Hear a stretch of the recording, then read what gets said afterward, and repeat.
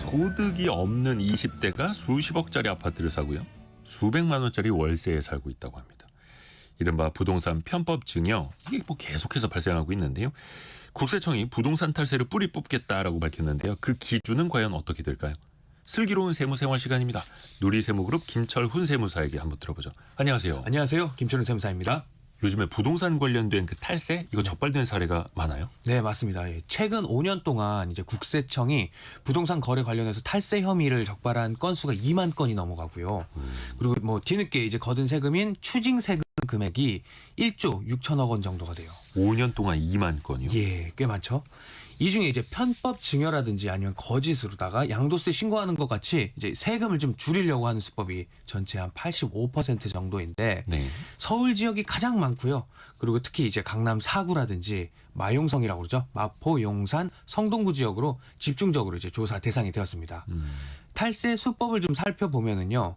이제 첫 번째로 이제 부모가 가진 아파트를 자녀에게 아주 낮은 가격으로 넘긴다든가 네. 아니면은 부모의 자금을 자녀에게 주고 나서 증여세 신고를 하지 않는다거나 아니면 증여세 신고하더라도 낮게 신고하는 경우, 또 2주택자가요. 이제 친척 같은 사람에게 주택 한 채를 서류상으로만 허위로 이전을 한 다음에 본인이 이제 남은 한 주택 하나를 가격이 많이 올랐으니까 이거를 1세대 1주택 비과세로 적용해서 양도세 신고를 하고 다시 친척에게 넘겨놨던 주택을 돌려받는 방법, 이런 것들도 걸렸고요.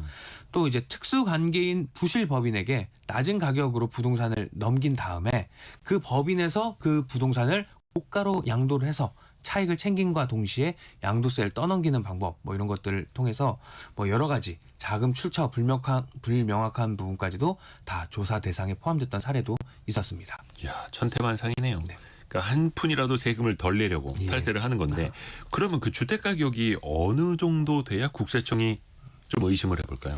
네, 이 계획이 절대적인 기준이 있는 건 아닌데요. 네. 최근에 뭐 이제 언론 보도라든지 국세청에서 발표하는 내용을 보면 30억 원 이상의 주택을 초고가 주택 거래라고 해서 지금 주목을 하고 있어요. 우선적으로 본다는 거죠. 맞습니다.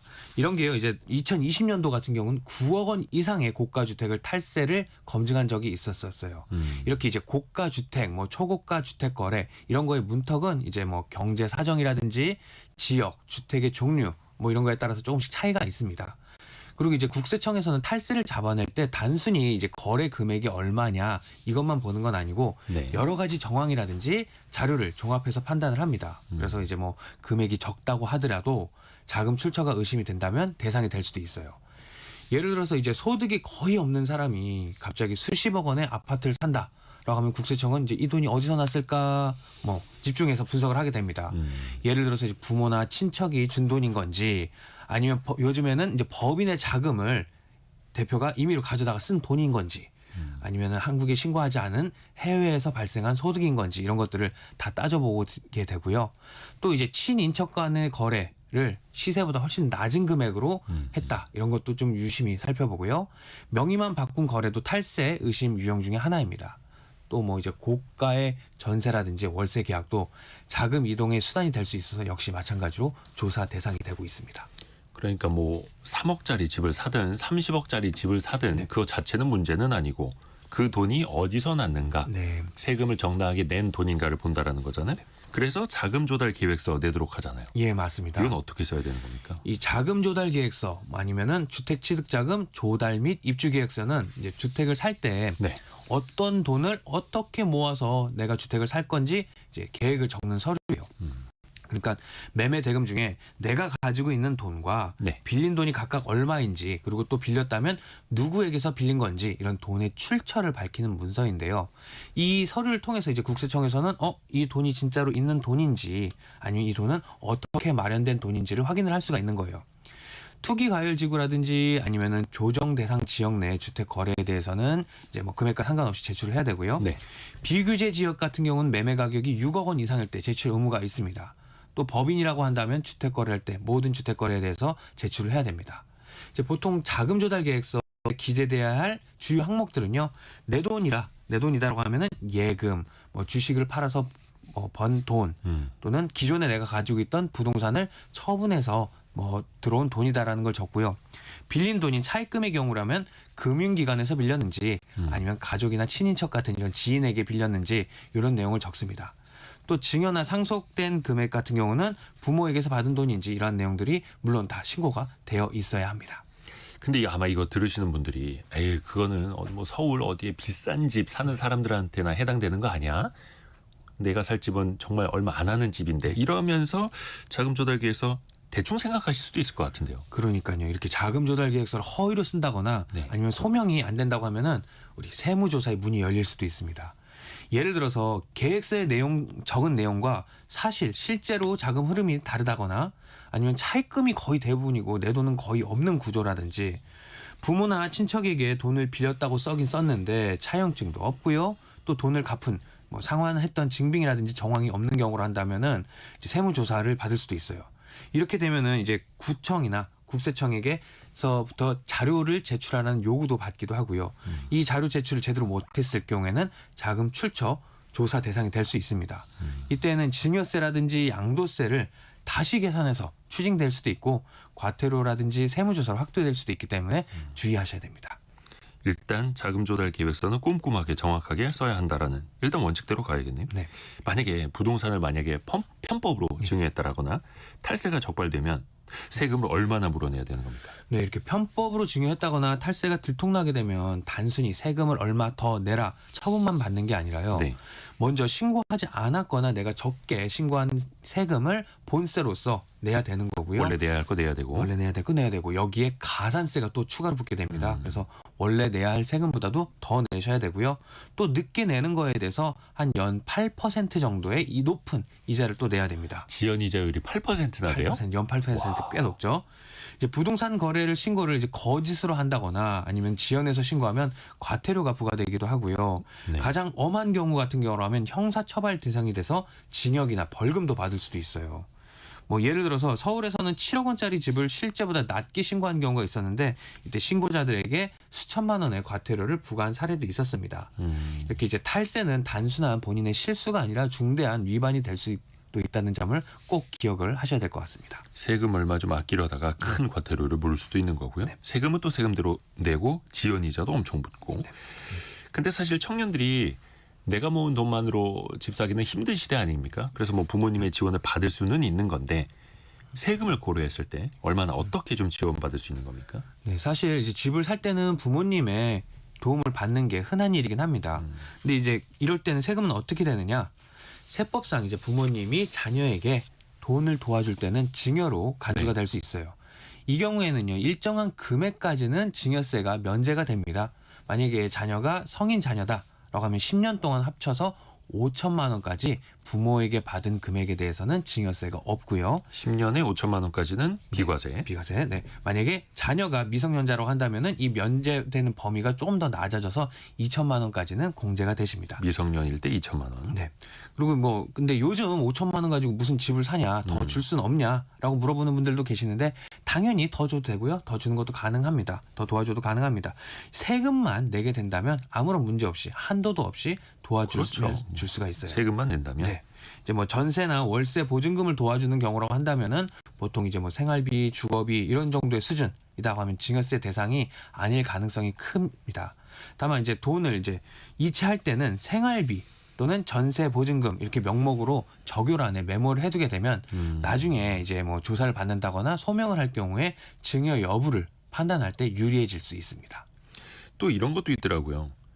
자녀들한테 네가 주택담보대출을 받아라. 네. 전세대출을 받아라. 이자는 내가 대신 내줄게. 네. 이런 경우에도 이게 증여로 쳐질 수 있습니까? 네, 이제 대체로 이제 대출 원금이라든지 아니면 이자를 대신 내주는 것도 증여로 볼 가능성이 있어요. 근데 다만 이제 조건이라든지 정황이라든지 증빙에 따라 가지고 조금 달라질 수는 있는데 세법상 타인의 채무, 타인이 빌린 돈을 대신 갚아주는 거는 재산을 무상으로 이전하는 걸로 보기 때문에 증여로 판단할 가능성이 있습니다. 하지만 무조건 다 증여로 보지 않는데요. 예를 들어서 한두 번 소액을 대신 내줬다. 라고 하면은 증여로 안 본다거나 아니면 과세 대상이 된다고 하더라도 면제 받을 가능성이 크고요. 네. 이제 반대로 이제 반복적으로 정기적으로 내가 계속해서 이자를 대신해서 내줬다라고 한다면 증여세 대상이 될 가능성이 큽니다. 또 이제 부모님이 대신 낸 금액이 빌려준 돈이라는 증빙, 즉 이제 차용증이라든지 이자 지급 약정이라든지 이런 게 있다고 한다면 증여가 아닌 빌려준 돈 대출로 취급받을 수도 있어요. 그러니까 부모님이 대신 대출금을 낸다면 왜 내줬고 그 금액은 어느 정도이고 또 그것에 대한 증빙이 있느냐 없느냐를 잘 정리해두는 거에 따라서 우리가 세금 부분에서 유리한 지점을 차지할 수 있습니다. 한두 번이 아니라 반복적이고 정기적으로 지원을 해준다면 네. 그 증빙을 남겨야 한다라는 거고요. 또 부모 명의로 먼저 집을 샀다가 나중에 자녀 명의로 바꾸는 경우에는 어떻게 되겠습니까? 네, 이제 부모님 명의로 집을 나중에 이제 자녀 명의로 바꾸는 건 단순하게 뭐 행정 절차로처럼 보이지만 실제로는 세금 파티가 열릴 수도 있어요. 첫 번째로 부모님이 집을 자녀에게 공짜로 넘겨주는 거는 이제 증여로 보게 됩니다. 네. 이때 이제 집의 시가에서 집이 얼마인지에서 조금 전 말씀드렸던 증여재산 공제 5천만 원, 2천만 원을 빼고 남는 금액에 대해서는 증여세를 내야 하고요. 두 번째로 이 집에 만약에 대출이 있었다. 그 집을 부모님이 자녀에게 물려줬다라고 한다면은 부담부 증여로 판단될 수도 있어요. 그러니까 빚을 같이 넘기는 건데 이 경우 부모님 쪽에서는 양도소득세가 발생할 수도 있고요. 세 번째로 이제 명의를 바꾸려고 한다면 등기도 다시 쳐야 되기 때문에 네. 취득세, 등록세 같은 지방세도 같이 내야 될 수도 있습니다. 또 이 와중에 네 번째로 부모님이 과거 이 집을 아주 낮은 가격에 샀다거나 아니면 현재 시세가 많이 높아졌다라고 한다면 시세 차익이 커지기 때문에 이거에 대해서 세무조사 대상도 될 수도 있고요. 아하. 네. 그리고 마지막으로 명의를 이정하는 거래 자체가 매매인지 증여인지가 애매모호하다라고 한다면 국세청에서는 이거 증여로 생각돼라고 해서 증여로 추정할 수도 있습니다. 이럴 때 이제 거래 계약서라든지 자금 흐름 증빙 같은 거를 챙기는 게 중요합니다. 그러니까 단순히 이름만 바꾸는 것 같아도 증여세, 양도세, 취득세 이러한 여러 가지 세금 문제가 숨어 있다는 걸 꼭 기억하는 게 중요할 것 같습니다. 또 하나 이제 증여를 할 때도 자녀를 패스하고 네. 손주한테 바로 증여해 주는 경우도 있지 않습니까? 네. 이 경우에는 세금을 아낄 수 있는 거예요? 네, 이렇게 부모 세대를 거치지 않고요. 조부모님이 손자녀에게 바로 부동산을 증여하는 경우가 최근에 많이 늘어나고 있는데요. 이유는요. 제일 먼저 이제 증여세를 아버지 들렀다가 손자녀에게 가게 된다면 두 번 내야 증여세, 되니까. 네, 맞습니다. 두 번 내는 걸 이제 바로 손자녀에게 줬을 땐 한 번만 낼 수 있기 때문인데요. 부모에게 주고 또 자녀에게 주는 방식보다 한 번에 증여세를 내지 않아서 이제 부담을 감수할 수 있어요. 그 외에도 이제 상속세라든지 증여세 합산 기간을 계산할 때 손자녀에게 바로 갔을 때 조금 더 유리하게 적용될 수도 있는데요. 세법에서 봤을 때는 할머니, 할아버지도 조부모도 직계 존속에 해당되기 때문에 10년 동안 합쳐서 5천만 원 한도 내에서는 증여세가 면제가 됩니다. 근데 이런 선택이 언제나 유리한 건 아니고요. 왜냐하면은 조부모에서 자녀에게 바로 손자녀에게 바로 증여를 할 경우에는 세대를 생략하고 증여를 했다라고 해서 세대 생략 증여 할증 규정이 있습니다. 이거는 증여세 나온 금액 산출세액의 30%를 더 할증을 해서 세금을 매기기 때문에 이 부분 잘 챙기셔야 되고 또 세대를 건너뛰면은 네. 30% 할증. 할증합니다. 네. 아낄 수 없다는 거네요. 네, 맞습니다. 그리고 이미 부모나 조부모에게 증여받은 내역이 있다고 한다면 네. 증여재산 공제가 부족해서 할인을 못 받을 수도 있기 때문에 이 점도 주의해야 됩니다. 근데 이거 증여를 네. 부모님에게 먼저 받느냐 조부모님에게 먼저 받느냐 그 순서에 따라서도 세금이 달라진다면서요. 네, 예를 들어서 이제 조금 더 쉽게 설명을 드리면 네. 성인 자녀가 10년 이내 아버지에게 5천만 원과 할머니에게로부터 5천만 원을 증여받았을 때를 가정을 해보면 네. 아버지와 할머니는 뭐 세대가 다르기 때문에 각각 증여세를 신고해야 됩니다. 그리고 두 사람 모두 직계 존속이라는 하나의 그룹 안에 있기 때문에 증여재산 공제 5천만 원 받는 거는 한 번만 돼요. 아버지에게 5천만 원을 받든 할머니에게 5천만 원을 받든. 증여세 5천만 원까지 비과세가 네, 한 번만 할아버지나 아버지나 딱 한 번만 하나의 케이스에만 적용이 예. 된다. 그래서 먼저 아버님께 5천만 원을 받고 그 다음에 할머니에게 5천만 원을 받은 경우로 한다면 아버지에게 받았을 때 5천만 원 할인이 적용돼서 할머니에게 받은 5천만 원은 공제 없이 전부 다 과세가 되는데 네. 조금 전 말씀드렸던 세대 생략 증여 할증이 돼서 30%. 예, 30% 할증돼서 650만 원의 증여세가 나오게 됩니다. 650만 원이요. 근데 이제 할머니에게 먼저 증여를 받았다고 친다면 할머니에게 먼저 5천만 원을 받고 아버지에게 5천만 원을 받는다 하면 할머니한테 5천만 원 받을 때 그 조금 전 말씀드린 할인되는 세액공제를 받을 수 있는 게 5천만 원 받아서 할머니에게 받은 5천만 원은 세금이 하나도 안 나오고요. 네. 그 다음 아버지에게 받는 5천만 원을 받을 때 세금이 나오는데 이때는 할증과세가 없는 거죠. 그러니까 500만 원만 세금을 내면 됩니다. 세대를 건너뛴 게 아니라 예. 바로 아버지니까. 맞습니다. 그래서 순서만 바꾸는 거에 따라서 세금 150만 원을 줄일 수가 있는 거예요.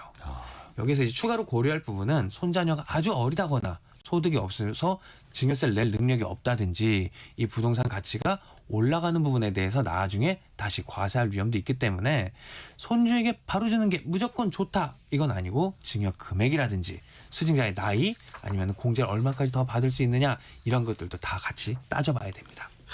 이게 참 세무가 복잡하기는 한데 누구에게 증여를 먼저 받느냐 그 순서에 따라서도 또 금액이 달라지고요. 심오합니다. 근데 또 알아둬야 돼요. 김철훈 세무사와 함께했습니다. 고맙습니다. 감사합니다. 라디오 정보센터 다녀옵니다.